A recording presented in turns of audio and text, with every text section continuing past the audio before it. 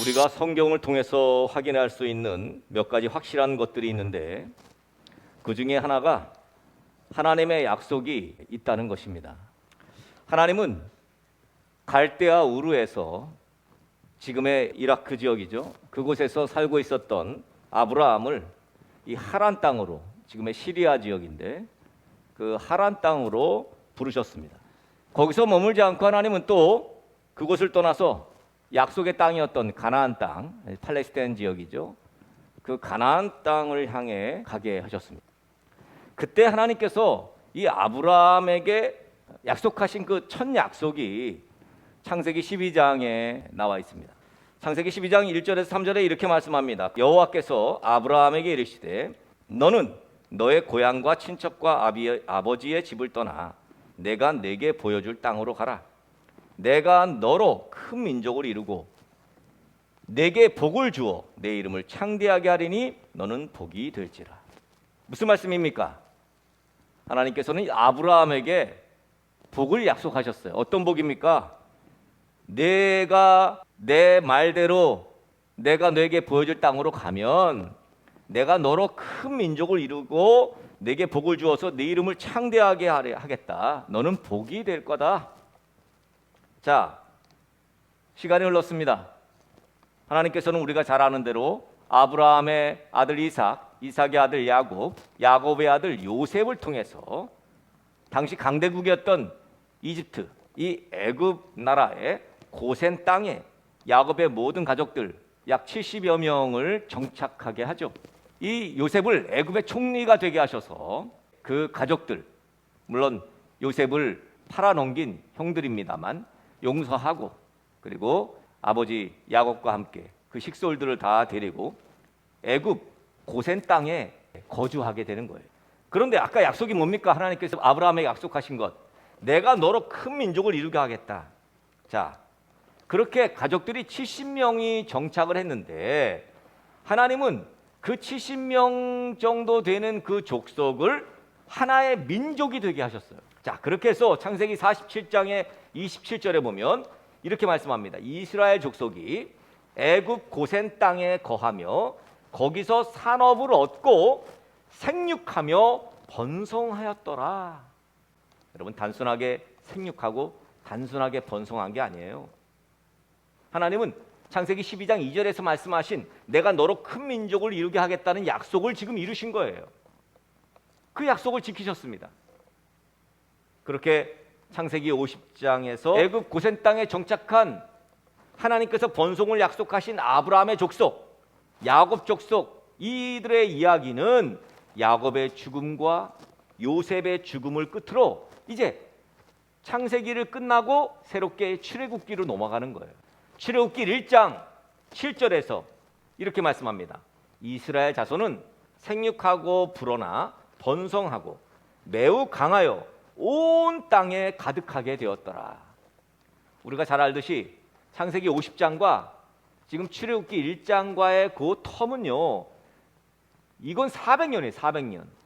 그러니까 야곱 족속이, 야곱의 아들들이 이제 약 70여 명의 식솔들이 이 애굽의 고센 땅에 정착해서 거기서 약 400년 동안 낳고 이렇게 해서 창세기 12장 2절에 말씀하신 약속인 민족을 이루게 하신 거예요. 이렇게 된 게 바로 이스라엘이에요.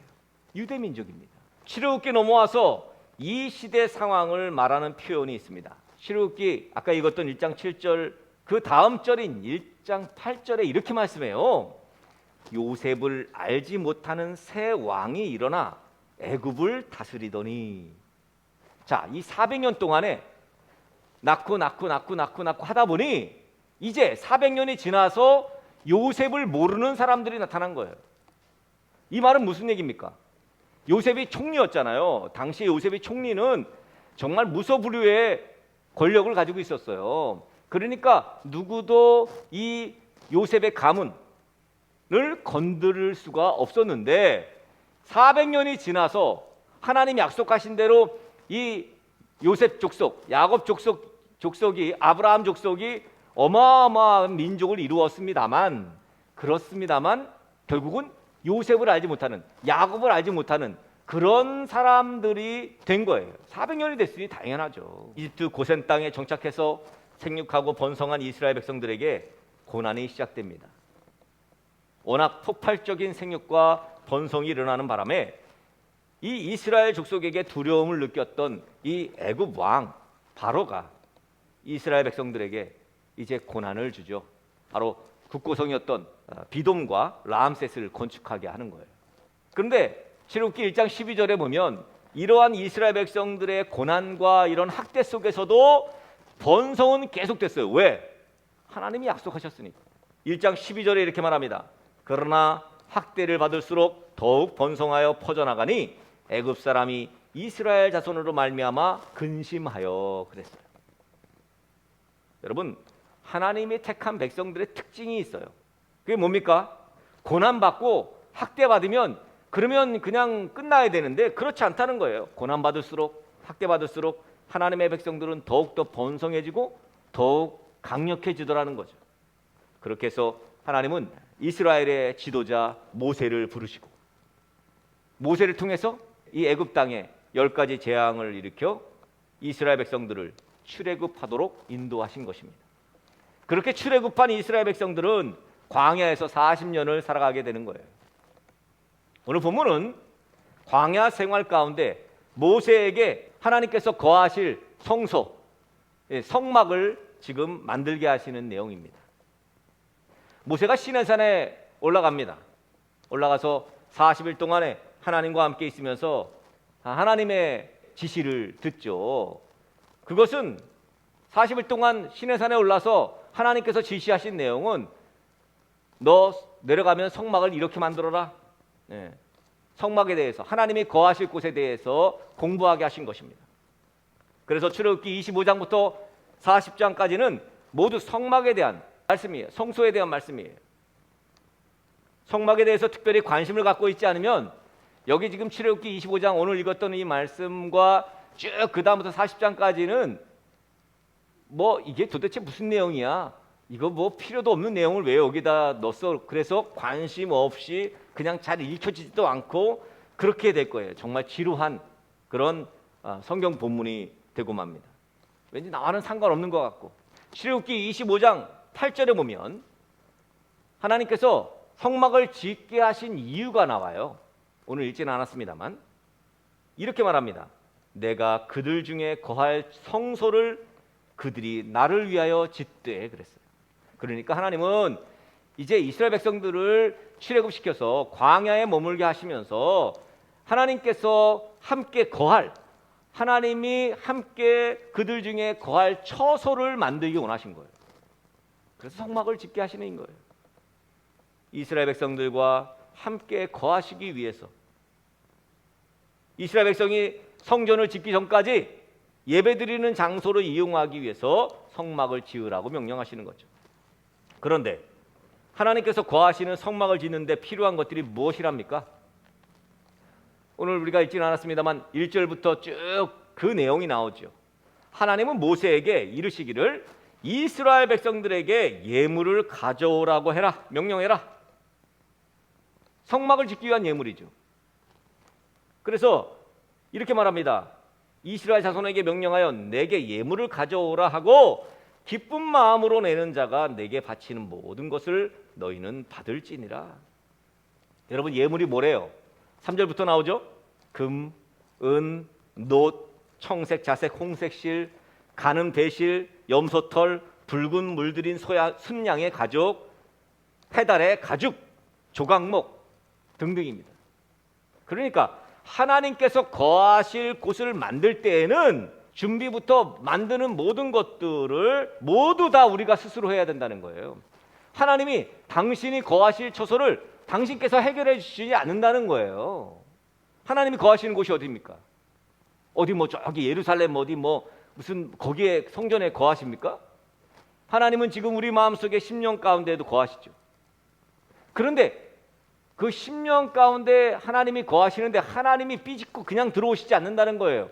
우리가 그릇을 준비해야 한다는 거죠. 우리가 준비해야 돼요. 우리가 금, 은, 놋, 네, 해달 가죽, 붉은색 물들인 가죽, 순양의 가죽, 조각목, 이거를 우리가 준비해야 한다는 거예요. 그리고 우리가 만들어야 한다는 거예요. 네?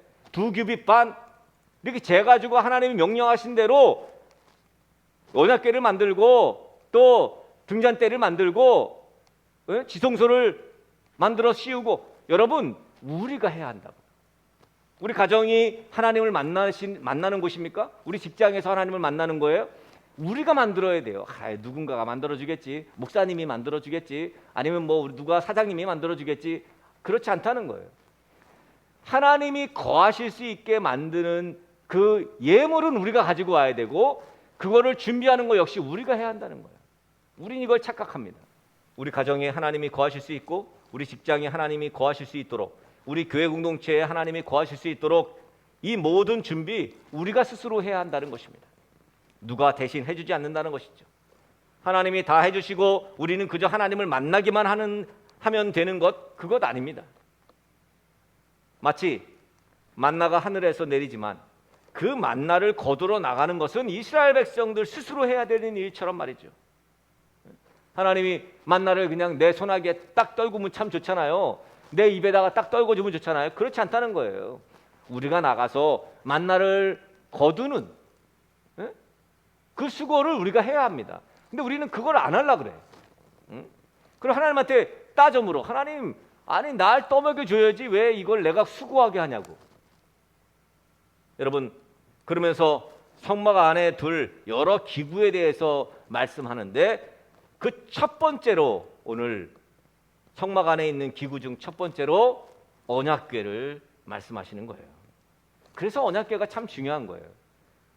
성막 안에 둘 기구 중에 첫 번째로 만들게 하신 게 바로 언약궤예요.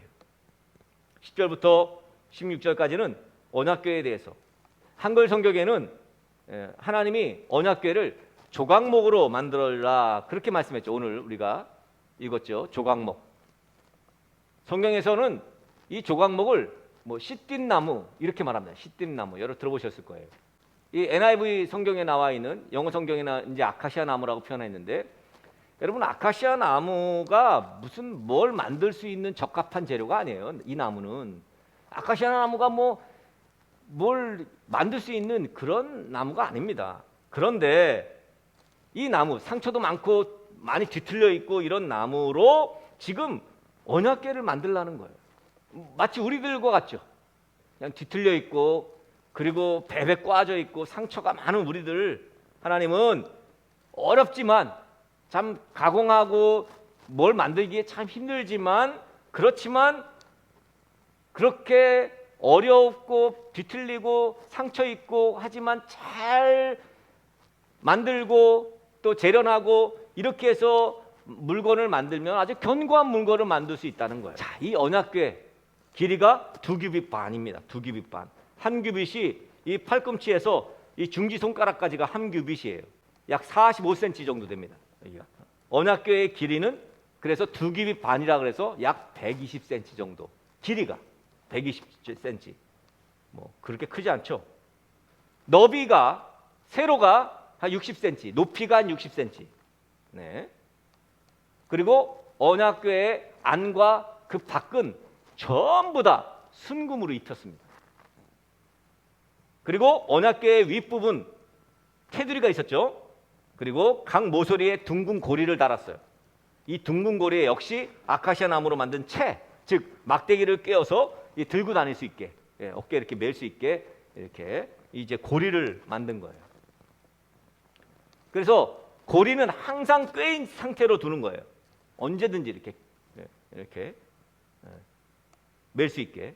그리고 그 궤 안에 이제 히브리서에 가면 이제 뭐 언약궤 안에 들어있는 이 증거판, 모세가 시내산에서 받은 그 돌판 있죠. 그것이 들어있고, 그 십계명이죠. 그리고 만나가 들어있고 또 아론의 쌍난 지팡이가 들어있고, 그죠? 자, 오늘 17절과 21절까지 가면 보면 언약궤를 덮는 덮개가 나옵니다. 영어 성경에는 커버라고 말하죠. 커버. 이 바로 속죄소를 말합니다. 속죄소. 속죄판 이렇게 번역하기도 하죠. 속죄소는 언약궤를 덮는 덮개예요. 덮개입니다. 덮개.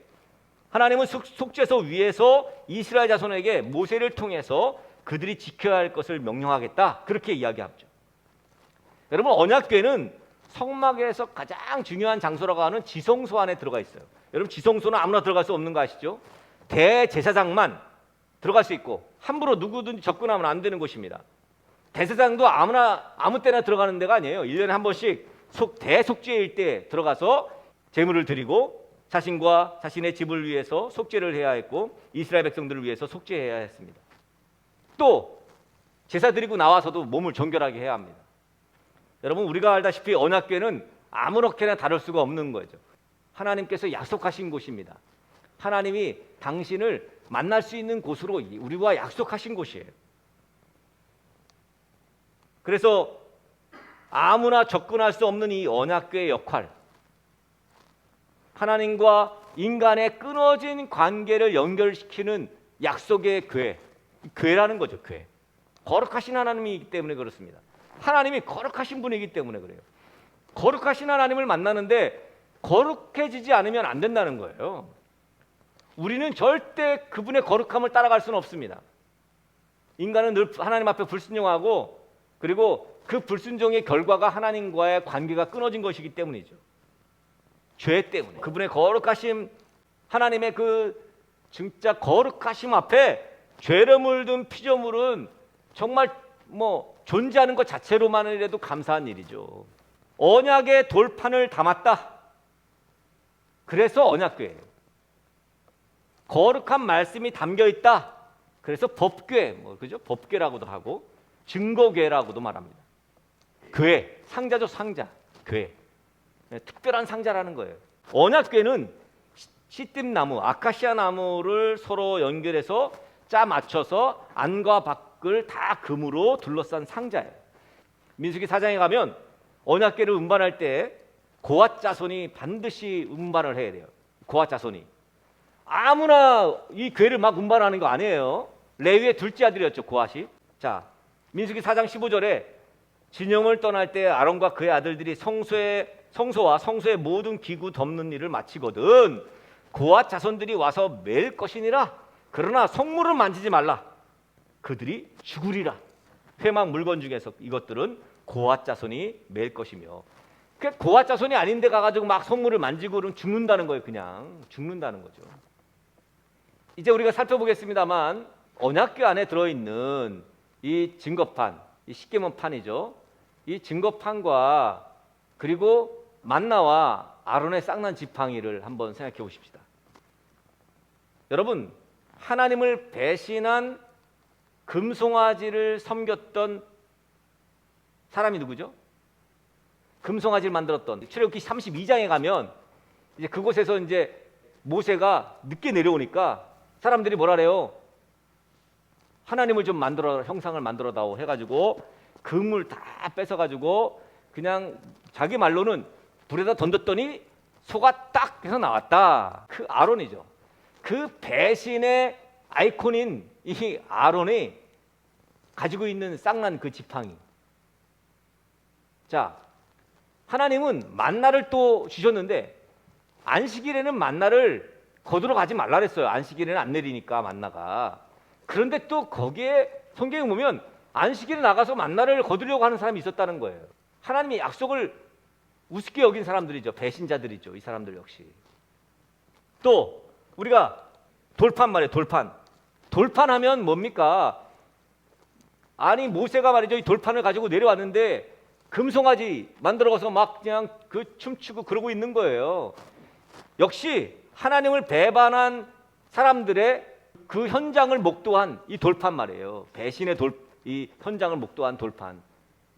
여러분, 다시 말하면 이 이야기는 뭡니까? 결국은 이 언약궤 안에 들어있는 것들은 불순종의 증거물들이에요. 다 이스라엘 백성들이 하나님에게 불순종했다는 그 증거품들이에요. 다, 전부 다. 그런데 이 증거품들이 그 안에 들어있으니까 하나님 어떻게 하세요?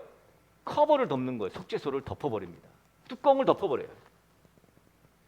그래서 거기에 그룹 천사 둘을 이렇게 세워놓죠. 여러분, 죄가 속죄된다 해가지고 속죄소예요. 죄가 하나님의 은혜로 속해진다. 속죄소. 뭐 시은소 이렇게 말하기도 하죠. 그래서 이 언약의 뚜껑, 이 커버, 속죄소, 이 뚜껑 커버를 열면 어떻게 돼요? 엄청난 재앙이 있는 거예요. 사무엘상 6장에 나옵니다. 6장 19절에 베스메스 사람들이 나와요. 베스메스 사람들이 여호와의 궤를 들여다본 까닭에 그들을 치사 5만 70명을 죽이신지라 여호와께서 백성을 쳐서 크게 살육하셨으므로 백성이 슬피 울었더라. 언약궤와 속죄소는 하나님의 임재를 말하는 것이기 때문에 마음대로 다루면 죽음을 맞이한다는 거예요. 그러니까 언약궤, 우리가 오늘 말하는 이 언약궤는 한마디로 하나님의 임재를 의미하는 거죠. 모세는 언약궤가 나아가면 원수들이 물러가고 궤가 또 정지하면 이스라엘 백성들에게 평안을 주시도록 늘 간구합니다. 그래서 늘 언약궤를 맨 앞에 두고, 그래서 하나님께서는 모세가 지금 기도한 대로 언약궤가 행진할 때 원수들을 물리쳐 주셨고 정지할 때 백성들에게 평안을 베풀어 주신 거예요. 결국은 언약궤를 만들라고 하신 하나님의 그 섭리를 우리가 볼 수가 있습니다. 언약궤 자체가 무슨 특별한 마술이 있는 게 아니라, 언약궤 자체에 무슨 신비로운 힘이나 능력이 있는 게 아니고, 그저 언약궤를 통해서 이스라엘 역사를 보면 언약궤를 통해 하나님의 임재를 경험했다는 거예요. 거룩하신 하나님을 만났다는 거예요. 오늘 본문에서 언약궤를 만들라고 하는 하나님의 말씀이 의미하는 것은 하나님께서는 우리와 언약을 맺길 원하신다는 거예요. 하나님 임재할 곳을 하나님이 찾으신다는 거예요. 그건 준비를 우리가 해야 된다는 거예요. 오늘 본문 22절에 말씀하고 있듯이 하나님께서는 성막, 언약궤, 지성소 거기에서 모세를 만나시겠다는 약속을 하십니다. 이스라엘 자손들을 위해서 명령할 모든 일을 속죄소 위, 곧 언약궤 위 두 그룹 사이에서 말씀하시겠다. 그렇게 오늘 말씀하고 있죠. 우리가 하나님을 만나는 곳이 어디입니까? 바로 그곳이 성막이고 그곳이 언약궤이고 그곳이 지성소예요. 하나님의 명령을 들을 수 있는 그곳이 바로 언약궤 위예요. 여러분들의 가정이, 여러분들의 직장이, 우리 등대교회가 바로 언약궤가, 지성소가 있는 영적인 성막이 되어야 합니다. 우리가 만들어야 돼요. 우리가 부디 하나님의 임재를 늘 경험하는 곳으로 여러분의 가정이, 여러분의 일터가, 또 우리 등대교회가 그렇게 쓰임받는, 언약궤를 쓰임받는, 지성소로 쓰임받는 우리가 되어지기를 주님의 이름으로 간절히 축복합니다.